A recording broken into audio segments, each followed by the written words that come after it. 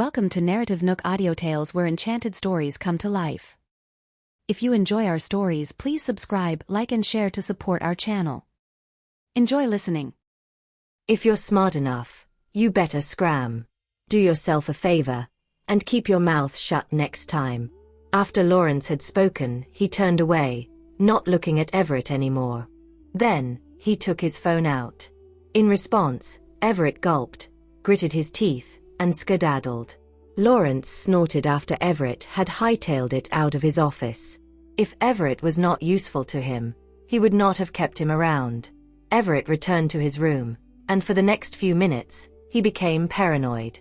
There, he began to wonder if he had bitten off more than he could chew by associating with the likes of Lawrence, who was far more terrifying than he had imagined. Everett had been made to look like a complete fool in front of Lawrence. He had thought he had the upper hand, but at the end of the day, he was nothing. Filled with fear and dismay, Everett gritted his teeth angrily. Why can't I get anything done? Meanwhile, Lawrence was in deep thought for a while before he decided to call Ian on the phone. Sir. Ian's voice blared out from the speaker. Book a flight for me. I'm going back to San Giotto tomorrow, he ordered. It seemed that he needed Nicole to help him with something. Understood. I'll work on it now, Ian replied. Then, Lawrence paused for a moment before adding, prepare some gifts for Nolan and Lana too. Understood. I'll take care of it, Ian replied. Anything else? That's all. We'll talk about the rest when I reach San Giotto. Lawrence hung up. The water crest could not be left hanging anymore. Since no one could breach the system, he had no choice but to seek Nicole's help. However, Lawrence had to come up with some smoke and mirrors beforehand. It would be best if he could disguise it as something else and hide the truth from Nicole. Otherwise, Lawrence would lose everything if the water crest shared the same recognition system as the fire crest. The next morning, the sun was shining brightly. After Nicole had woken up, she took a shower and headed downstairs. The dining hall was filled with merry chatters. As it turned out, Spencer and Samuel had brought their partners home. It had been a while since the house was this lively, so their presence definitely lifted the mood of everyone who was present, especially their parents. You guys should come back more often. You don't live that far away from us either. Gloria smiled. All right, we got it. Samuel and Spencer replied in unison. Naturally, the house would be much livelier if everyone was present. Mom, Dad, we visited Stanley when we came back. Then, we went to meet up with Nicole. It got a little too late after that, so we did not come and visit you, June and Lulu hurriedly explained. Initially, they were supposed to return home first thing yesterday. Although Gloria and Daniel did not blame them, June and Lulu still felt guilty that they did not manage to come over. It's fine. I understand that you guys came back earlier because of Stanley. In fact, you guys had to cut your honeymoon short because of this. Gloria smiled. She did not resent them at all for not returning home last night. June and Lulu both breathed a sigh of relief after hearing that. Although Gloria and Daniel were loving, the ladies still felt that they should not take advantage of their compassionate and understanding nature. Seeing that June and Lulu were nervous, Daniel reassured them. You girls don't have to be so uptight and conventional around us. You are a part of this family as well. All right, thanks Mom and Dad. June and Lulu instantly warmed up. Come, let's have our breakfast. You guys had to get straight to work as soon as you returned, so be sure to finish it all. Gloria welcomed them for breakfast. After everyone was seated, they began to dig in. Meanwhile, Nolan and Lana looked at Samuel and Spencer. Uncle Samuel, Uncle Spencer. Didn't you say that you'd bring us presents? Oh, I brought them. It's at the coffee table. I'll bring them over for you once we're done eating breakfast. Samuel grinned as he looked at the little kids. Presents were a given. Not only that, but everyone would also have their share. Not one of them would be left out. Thank you, uncles and aunts. Nolan and Lana thanked them all, not forgetting Lulu and June in the process. You're welcome. The family then broke out laughing, as they could not help but to be amused by the kids' cuteness. After breakfast, everyone gathered in the living room. Nolan and Lana, in particular, were overjoyed when they received their gifts. June and Lulu then joined in and began giving the gifts to everyone there, except for a few of those who were not present. Nicole, are you going to the office now? Lulu asked Nicole. Yeah, after I send Nolan and Lana to school, I'll head over, Nicole replied. Lulu nodded. All right, I'll start moving with Spencer now. See you at the office. Sure. See you later, Nicole said, and watched as the couple exited the house. Then, she turned to Gloria and Daniel. Mom, Dad, we'll be heading out as well. Go ahead. Gloria and Daniel replied and smiled. Bye, Grandma and Grandpa, Nolan and Lana said, and left with Nicole and Jared. Gloria and Daniel's grins became even wider as they observed the antics of their little grandchildren. Mom, Dad, we're leaving too. Samuel and June followed suit upon noticing everyone else was leaving. June was carrying a huge bag. It was obviously filled with gifts which she had prepared for her colleagues. After everyone had left, Gloria sighed. It's great to have the kids around again. The house feels a lot livelier. Knowing that Gloria was worried for each of their kids, Daniel said, Don't get too worked up. Stanley will be able to return home soon. When that happens, you'll be able to let go of your worries. I really hope that the kids will always be safe. That is my only wish. Gloria sighed. Holding Gloria's hands, Daniel replied. They will be safe. Meanwhile, at the hospital, Tia and Stanley had just eaten their breakfast. All of a sudden, they heard a knock, and that was when Tia answered the door. Ms. Jean. You're here. Seeing that it was Cherry, Tia stepped aside and let her in. Cherry, however, was unhappy. I've said it many times, and I'll say it again. Can't you just refer to me as Cherry? Every time Tia called her Ms. Jean, it made them seem distant. Feeling nervous, Tia replied, Oh, I've forgotten about it. I'll do so next time. How could you forget about it? You don't really see me as a friend, do you? Cherry stared at Tia. Call me by my name now. Otherwise, you'll forget again the next time. Cherry, Tia said, calling her by her first name. Cherry became satisfied upon hearing that. After she entered, she went up to Stanley's bedside. With a glance, she said, You seem fine now. I guess you'll be discharged soon. I'm almost there. Perhaps, I'll be able to get out of here tomorrow or the day after tomorrow. Stanley replied. As for when he would actually be discharged, it would depend on the results from his upcoming medical examination. The reason why you could recover this quickly is all thanks to Tia's exceptional care. When you're discharged, you should thank her properly. Cherry looked at Stanley and said.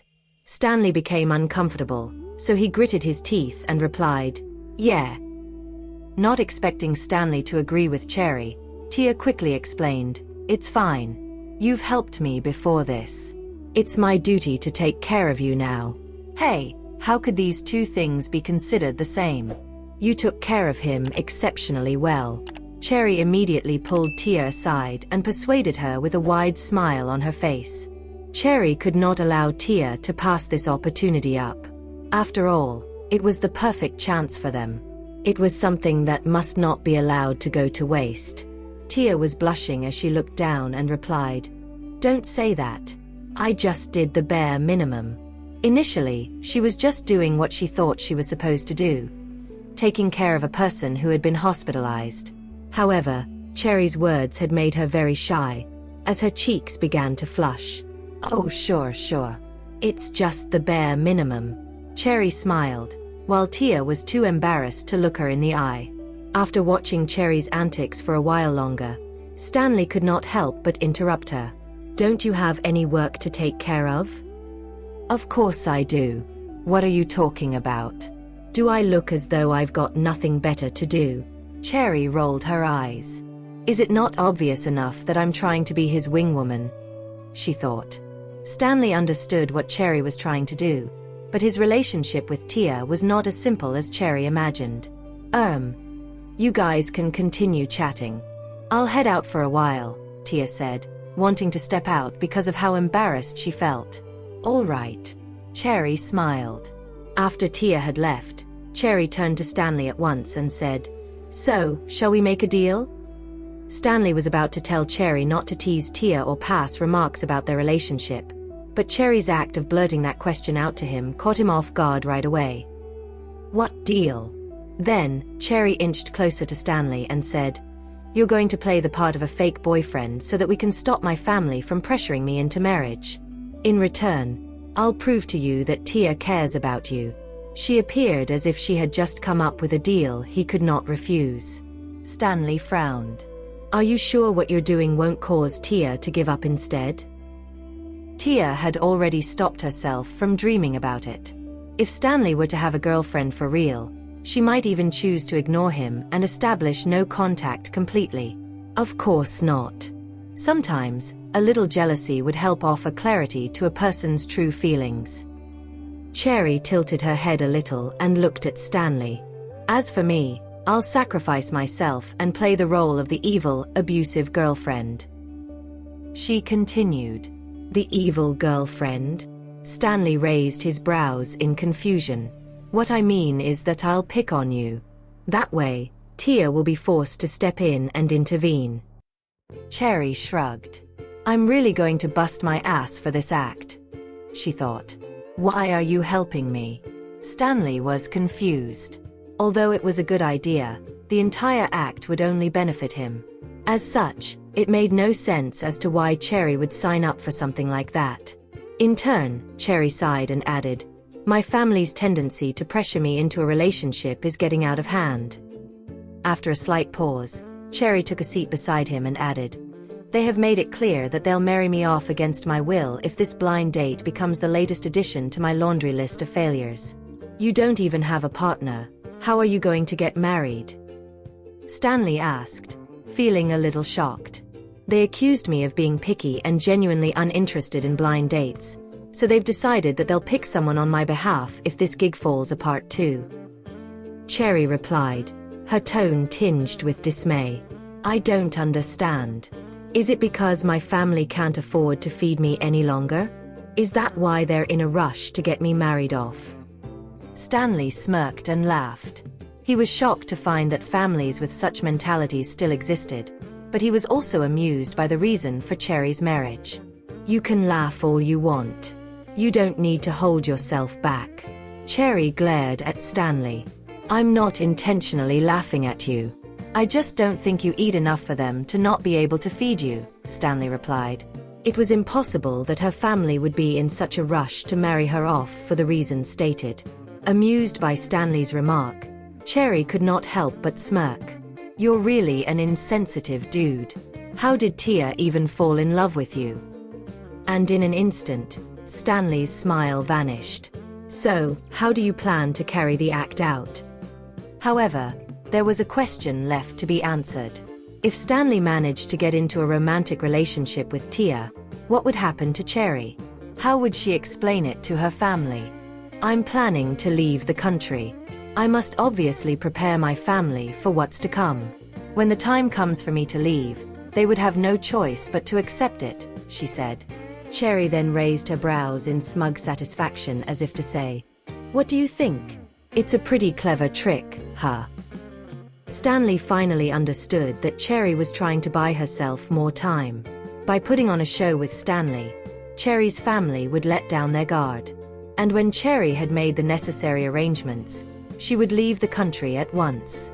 When that happened, her family would be left with no other option but to bite the bullet. After giving it some thought, Stanley agreed, "All right, deal." Stanley had always thought that Tia had feelings for someone else, so he had chosen to stay by her side without saying a word. But at this very instant, he felt that he should give himself a fighting chance and seize the opportunity to be with her. No matter what the result was, he was certain that he would not regret his attempt. "Okay, it's a deal then." Cherry issued a sigh of relief. With this out of the way, she could be at ease and handle all the procedures needed for her migration. Although it was cold and ungrateful of her to flee before informing her family, she was left with no other choice. Cherry was very much done with being pressured into getting married or being shoved into blind dates at this point. Cherry believed that her fateful soulmate would appear one day, but she was not convinced that she would find that person by attending countless blind dates. It was not an ideal way to get to know someone in her opinion. But you must not overdo it when you bully me, Stanley reminded Cherry. Upon hearing that, Cherry could not help but laugh. Don't worry. I'm just putting on a show for Tia. Why would I do that to you for real? Must he take this so seriously? No wonder he's in the field he's in, she thought. By the time Tia returned, Cherry had already left. After glancing around, Tia asked, "Why is she gone already?" She had something to do. Stanley gave Tia an odd look, one which she failed to notice. Oh. Tia poured a glass of water for Stanley. Have some water. Thank you. After Stanley had taken the glass from her, he looked at Tia and asked, "Is the doctor here yet?" "I've inquired moments ago. The doctor is making his rounds. It'll be our turn soon," Tia replied. Downen said, "As long as the results of the medical checkup are normal, I can finally leave this place. Be patient.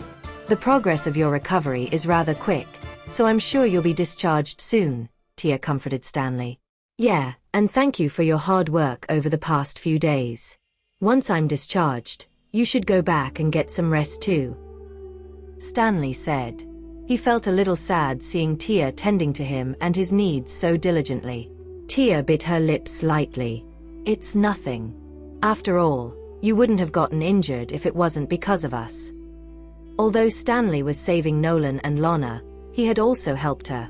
Therefore, Tia was exceedingly grateful for what he had done.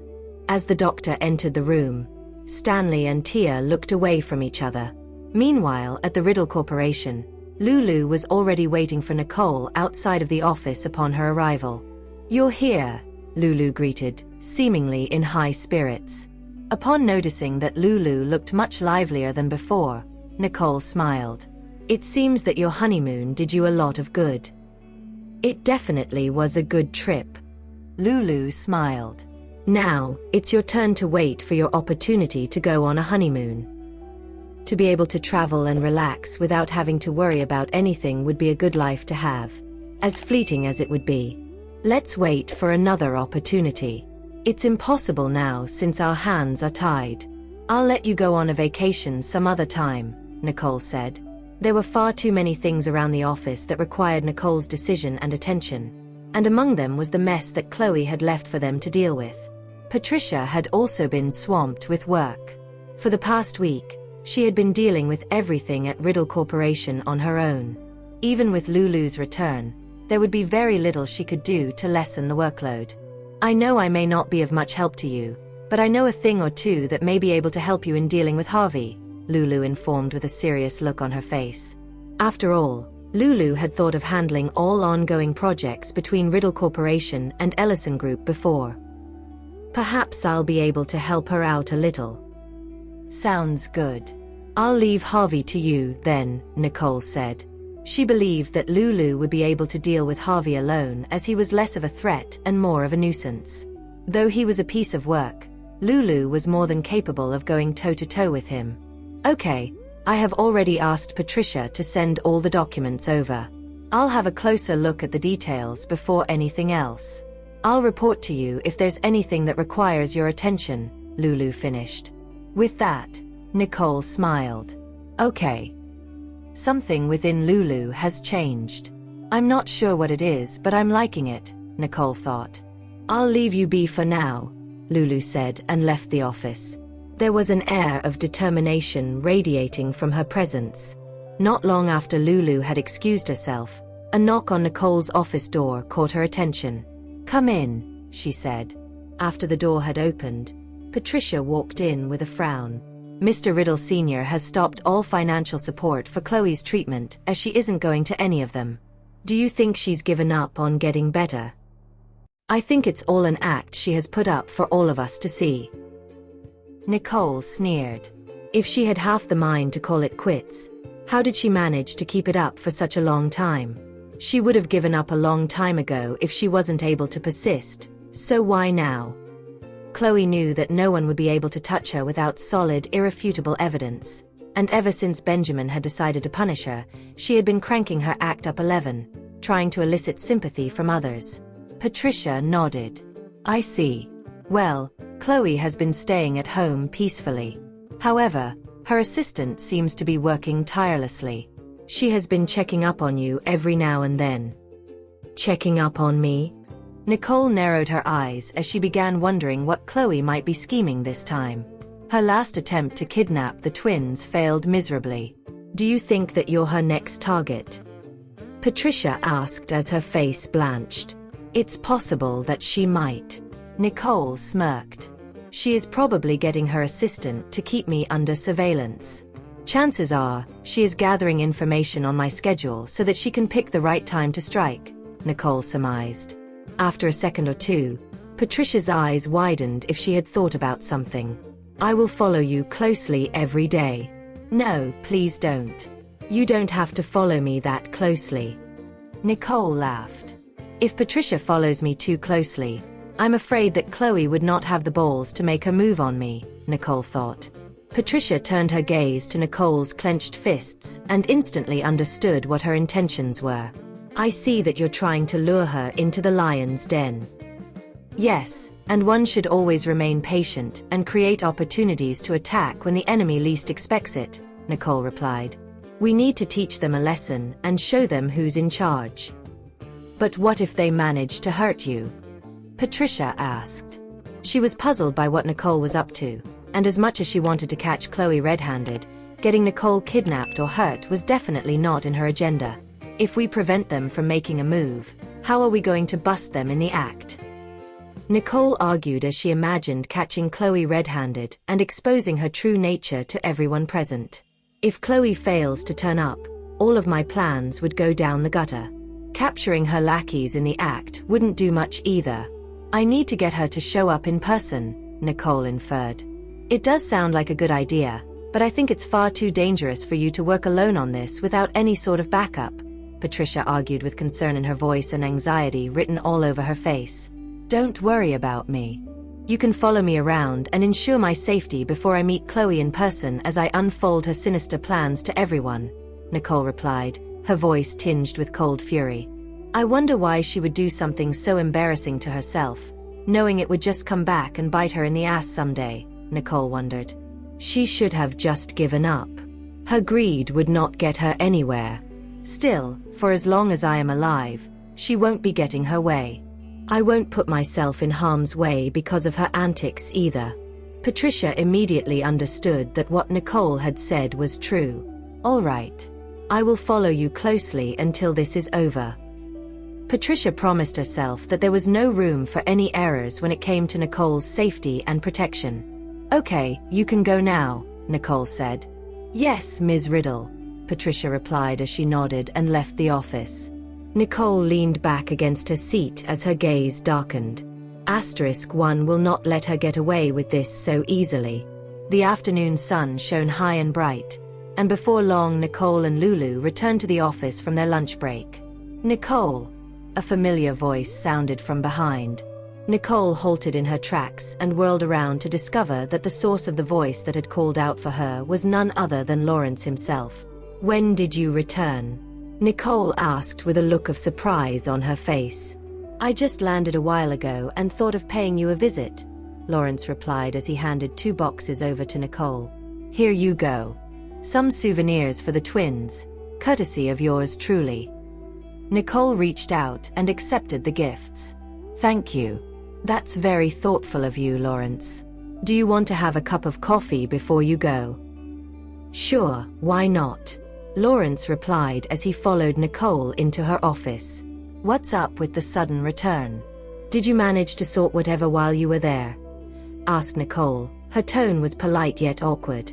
Yeah, it's to some extent sorted out, that's why I came back, replied Lawrence with a calm demeanor. Lulu suddenly entered the room, holding 2 cups of coffee in her hands. She shot Nicole a look that asked her if Nicole would need someone to accompany her in the room. Here is your coffee, Please enjoy." Nicole shot Lulu a reassuring smile and signaled her not to worry. Lulu immediately understood and left the office. Nicole turned to look at Lawrence. "I'm glad you've sorted out the things there. I guess you won't be leaving here for the time being, right?" The elephant in the room was rather difficult to ignore, as the awkwardness between the both of them was very palpable. Both of them were actively trying to keep the conversation alive. Naturally, Lawrence was able to sense the awkwardness between the two of them. However, he was clear that things between them would never be the same anymore. If anything, their friendship would only continue to experience a downward spiral. Lawrence gritted his teeth before drawing a deep breath. "To be honest, we don't have to do this." "I think it's all right," Nicole said before flashing him a bitter smile. The strain in their relationship had reached a point where neither of them were able to hold a proper conversation anymore. In fact, it was not easy for the both of them to be sitting in the same room together. "To be very honest with you, I never should have held you back when you wanted to return. Perhaps we would still be on Crescent Island and things would not have been this way now," Lawrence said, his voice heavy with sorrow and disappointment. Lawrence was sure that they were fated to meet just so that they could be a part of each other's lives at one point. "You should know that it's not going to make any difference to how things are now," Nicole pointed out. "He should know that even if I had stayed in Crescent Island and never returned to the family I have here, I would still not let anything develop between the both of us.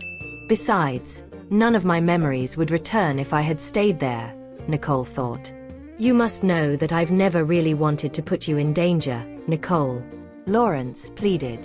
There were plenty of things that had happened, and yet he had simply chosen to maintain his silence, even with the knowledge that Nicole would come to discover the truth in the end. "I know you didn't have the intention of putting me in danger. However, there are certain things in this world that you can't and shouldn't keep in the dark.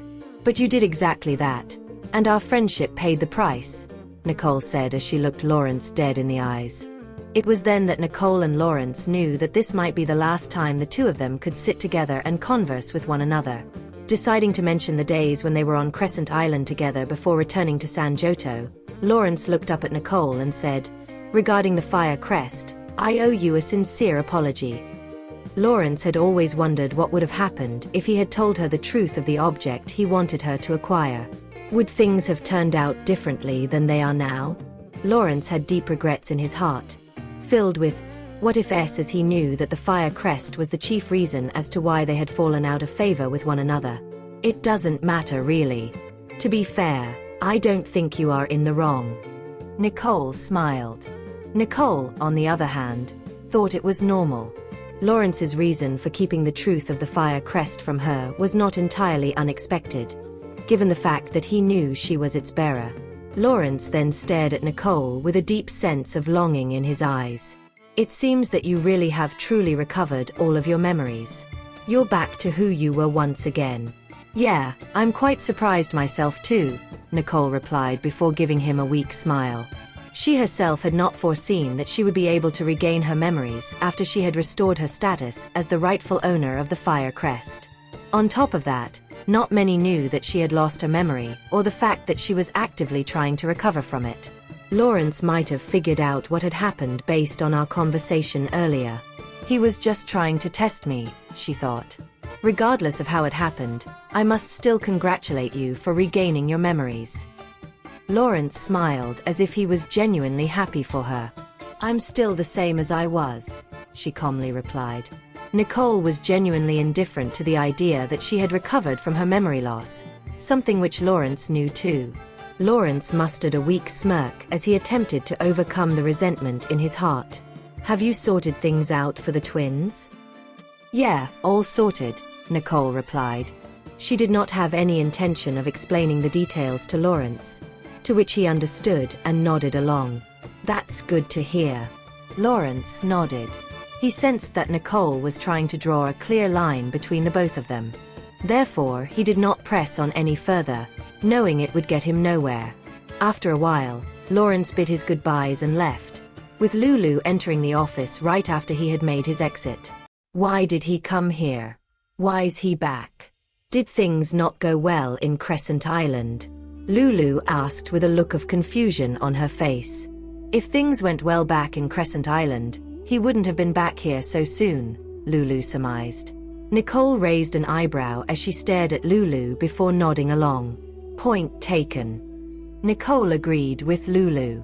It's quite strange now that Lulu has brought it up. If his pursuit of the water crest really went well, everyone would have received some kind of news about it. It's impossible that he'd give up so easily unless he has found another way to crack it. Nicole lowered her eyes as a flurry of thoughts raced across her mind, and as she stared at her watch, her eyes narrowed. He left for the water crest, and he probably might have returned because of it. But what exactly is his next move? What is it that brings him back here? Christ. Don't get too worried about it. Since things aren't going his way, him coming back here doesn't mean it will either, Lulu comforted as she eyed the somber look on Nicole's face. Nicole looked up at Lulu before flashing her a wicked smirk. She did not want Lulu to be concerned about the water crest, let alone know that Lawrence was searching for it. It's nothing. Don't worry about it. By the way, there is something you should know. The more silent Harvey is, the more things he has up his sleeve. You have to be alert at all times, Nicole reminded. Yes. I will keep my eyes glued onto him, Lulu said. Lulu knew that Nicole had a million other things to deal with, and among them, Harvey was nothing but a nuisance. She did not want Nicole to waste her time dealing with him and putting up with his crap. Nicole smiled as she stood up and walked to her desk, and that was when Lulu knew that it was her cue to leave Nicole's office. Meanwhile, Lawrence had just gotten into his car after walking out of the headquarters of Riddle Corporation. Mr. Royce, how are things with Nicole? Can she be of any help to you? Ian asked. Lawrence shook his head. She won't be able to help me on this, so I didn't even manage to bring it up. Lawrence knew that even if he were to bring this up to Nicole, she would not be able to help him out. What should we do now? If she can't help us, who will be able to? Ian asked. Other than Nicole herself, both Lawrence and Ian could not think of any other individual on this planet who could help them unlock the water crest. Let's think of something. Lawrence sighed. He had come this far, so he could not give up now, at least not yet. There is. Ian paused as he looked at Lawrence with anxiety brimming in his eyes. Mr. Royce, I must inform you that someone was there to stop me from kidnapping the twins, Ian stammered. What do you mean? Lawrence asked as his eyes narrowed. Who would dare to get in my way? I couldn't find any useful information about that person. Every time I tried, I would end up in a dead end. It was as if someone had deliberately altered all the info about him, Ian explained. Lawrence immediately had a hunch that it was all Nicole's doing. Forget about it. Don't look further into this anymore. Then, it struck him that this was probably why Nicole had drawn the line today when he asked her about the twins. At that moment, everything began to make sense to him. There's no use trying to look into this anymore. We're aware that Jared Johnston might be the one behind all of this. It's all good as long as the twins are safe and sound. Looking too deep into this will not benefit me in any sort of way, Lawrence thought. Just drive, Lawrence ordered. Then, Lawrence sighed as he leaned back against his seat. He looked out the car window, spaced out as he knew that his friendship with Nicole was becoming strained. I have to do something about it, he thought. Once the sun began setting on the horizon, Nicole got off work and gazed off at the crimson star in the distance with a smile on her face. Upon noticing that Jared had already arrived, she rushed up to him and brought herself into Jared's arms. Have you waited for a long time? No, Jared replied as he led Nicole to the car. Let's go home after we have picked the twins up. Mom has informed us that Stanley has been discharged from the hospital, and that everyone's going to be there, Nicole said after sitting down. Nicole could already imagine how lively the house would be with everyone present at home for the family gathering. Jared nodded and ordered Max to drive. After they had picked the twins up from preschool, the family of 4 headed to the Riddle residence together. As soon as they arrived at the Riddle residence, Nicole found that her expectations were met. The house was indeed very lively. Sally Kane had also shown up with a bloated belly, and to Nicole's surprise, Cherry Jean was also present. Everyone's here now, so let's head over to the dining room. We'll begin our dinner shortly, Gloria announced. Everyone nodded, made a beeline for the dining room, and took their seats next to each other. In no time, the dining room was filled with chatter and laughter again. Gloria and Daniel sat on the opposite ends of the long dining table across one another, while the rest sat facing each other. As for Lulu, she took a seat next to Nicole and whispered, "What's up with her voice? Is Stanley really going out with her?" As obvious as it was to everyone, it was a family dinner. Therefore, it was surprised that Stanley had brought Cherry Jean over for dinner. Is this a way of telling everyone that they're now official? Nicole wondered. I'm not so sure about it either. Nicole frowned. Is it possible that something has developed between the two of them while he was hospitalized? I knew that she went to visit him, but I'm not quite sure of the details. Everyone around the room exchanged looks with one another, confused. Meanwhile, Tia was also present at the dinner table. She was silent with her head lowered the entire time. She had a certain look to her face which made it hard for everyone to read her. Now, since everyone is back, let's have a toast to Samuel and Spencer, who just came back from their honeymoon, and to Stanley, who has just gotten discharged from the hospital. Let's celebrate this moment together, Daniel cheered in an attempt to. Stanley being safe and sound is already the best news the family can receive, Steve added as he picked his wine glass up and raised it. Let's toast to Stanley's discharge from the hospital. Then, everyone picked their glasses up and clinked them. Stanley, care to share a word or two? Samuel suggested, and winked at Stanley before gesturing at Cherry. Stanley immediately understood what Samuel was trying to do. Her name is Cherry. I know that her name is Cherry, but is that all? Samuel teased, trying to pry for more information that would indicate that she was Stanley's new flame. Stanley darted a glance at Tia, and it was then he noticed that Tia had not looked up at all. After gritting his teeth for a second, Stanley replied, "She's my girlfriend." "See, that's more like it," Samuel said with a smile. Samuel then turned to look at Gloria. "Mom, it seems that your blind dates are working out well." "I guess so. We shall see if this brother of yours is able to settle down. Only then will I be able to rest easy," Gloria replied as she looked at Tia. "Tia is next on my list," she added. As expected, Tia perked up at the mention of her name. She looked at Gloria with awkwardness written all over her face and shook her head vigorously. "Ma'am, I'm not in a hurry to get married at all." "What did you call me?" "Daniel, Gloria," Tia answered, though she was still uncomfortable calling them by their first names. "Don't ever say that you're not in a rush. Everyone in this household cares about you and you're the only one left without a partner, so naturally, the spotlight is on you now," Gloria informed before giving her a kind smile. "If Stanley chooses to be with Cherry, I will have no objections to it. However, I'll have to be more attentive to the minor details in Tia's case," Gloria thought to herself. On the other hand, Tia was biting her lip and thinking to herself, "It feels like I'm a part of this family." Tia's heart skipped a beat as she saw how she was getting special treatment from the Riddle family. However, she was still grappling with feelings of inferiority, seeing how she was not a match for Stanley.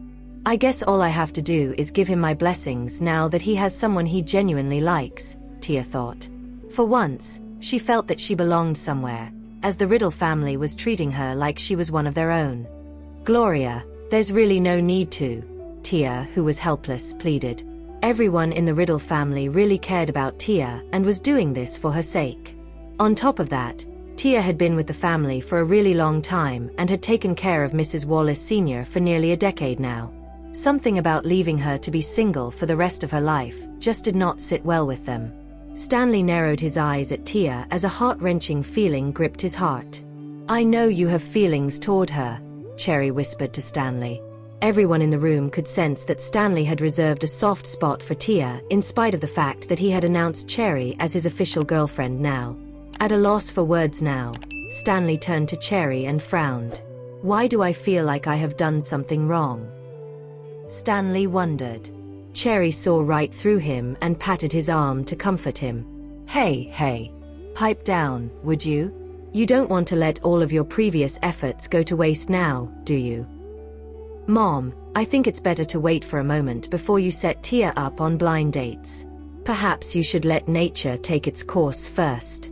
Lulu suggested with a smile on her face, trying to persuade Gloria out of it. Well, that's true. It's just that Tia's always at home every day. I guess she can go out and mingle around every now and then to make more friends, Gloria thought out loud. This can easily be solved. Since everyone is already familiar with her at the wedding, we can have her attend our company dinners. June chimed in. That sounds like a great idea. Gloria agreed as she looked at Lulu and June. It's great that you girls are in the same generation. You can hang out often together too. Yeah, that way, Tia will have more opportunities to meet more friends, Mrs. Wallace Sr. agreed, speaking up for the very first time. Tia was still a young woman, and being confined at home all day was not something anyone her age should be doing. Everyone in the Riddle family agreed that it would be better for Tia to go out more often. Tia, however, was adamant. She had initially wanted to protest, but it was too late. Everyone in the Riddle family had made up their minds about it and was already enthusiastically discussing a schedule to have Tia go out and socialize. Thank you, Lulu and June, Tia said in embarrassment. Lulu and June giggled and waved it off. Oh, hush. It's nothing. And just before dinner was served, the dining room was nothing short of lively again. As everyone was eating happily, Sally suddenly announced, "Hey, everyone. Could you please excuse me? I'm done eating for the day." Everyone around the room immediately became concerned and began asking questions. Are you okay? Is the food not to your liking? In response, Sally shook her head. No, I'm fine. I don't usually eat a lot and I've eaten more than I usually do. Yeah, I can vouch for that. She's got a small appetite, Steve explained. With that, the room immediately was filled with ohs and sighs of relief. I'll go ahead and accompany the twins, Sally said as she excused herself and made her way to the living room. As she entered the living hall, she saw that the twins were completely immersed in the TV show they were watching. Meanwhile, at the dining room, Gloria went on to shoot Steve a stern look. Don't get too busy with work, and please remember to take care of Sally. You hear me? Yeah, I know, Mom. Don't worry about it. I know what I'm doing. I'm being assigned less work these days. I've got to thank Sean and Jane for that. They're working twice as hard because of that now, Steve replied. It was expected, as cutting back on Steve's workload meant that Sean and Jane would have theirs doubled. They would have to do what he could not. Thank you for listening. If you have enjoyed this story, please like and share so others can see it too.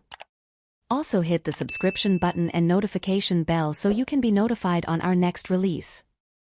Thank you for your support. God bless you.